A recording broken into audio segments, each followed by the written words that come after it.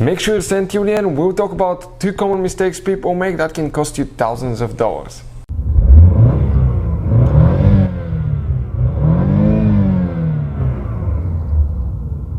Hey guys, welcome back to Electrical Car Repair Live. Thank you guys for watching and subscribing to the channel. Today will be super helpful video to any of you having a dot charger. If you guys have a dot charger, you need to find where the fuse for the automatic wipers, also known as a rain sensor, guys. You have a rain sensor that detects how many droplets of water you have on the windshield, so it can turn the wipers on. Stay with us, we'll explain where that fuse is located, common mistakes people make when replacing the fuse that can cost you practically thousands of dollars, and also guys, where you can buy cheap fuses from. All that will be covered in this video today.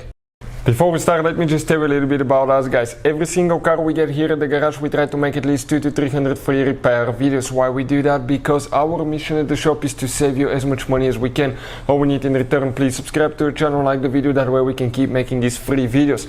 And if you guys want to buy any parts, tools for your Dodge or any vehicle, you want to get them at a good price, quick shipping, check out the link in the description of the video below. That's where we get all our tools and supplies from. So let's continue now. We should work on V6, V8, specifically we have a 2018 model V6 engine. Most people will think, guys, since it's the wipers right here, that fuse will be in that fuse box next to the engine bay, but you're wrong, it's not here, it could be somewhere else.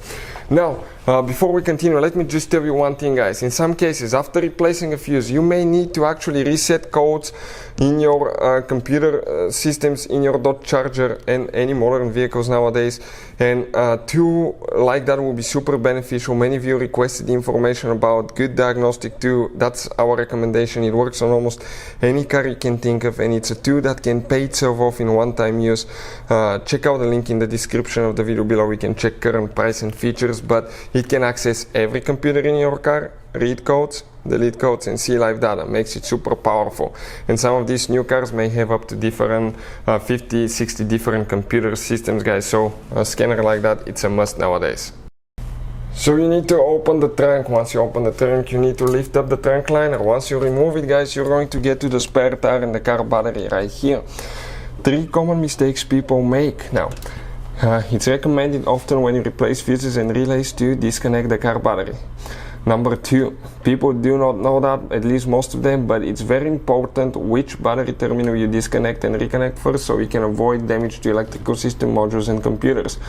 How we know about that? We learn it the hard way, guys. We actually burned a computer on Mercedes that cost $2,000. So check out, there is a video that explains which battery terminal to disconnect first.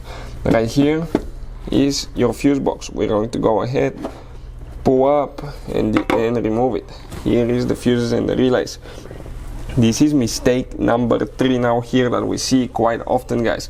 People will look through the fuses and they will not test them. They will assume it's a good or bad fuse. Always test fuses. Sometimes those things are sneaky. You may think that it's a good fuse, but it's actually bad.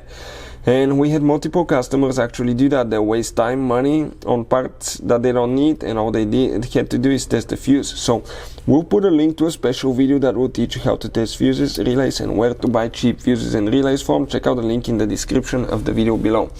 With that being said, where is that fuse, guys? Okay, actually for the rain detector, rain sensor, and automatic wipers, excuse me. And if you come, guys, now in that fuse section right here, you can see that fuse section, and you have fuse number 1, 2, 3.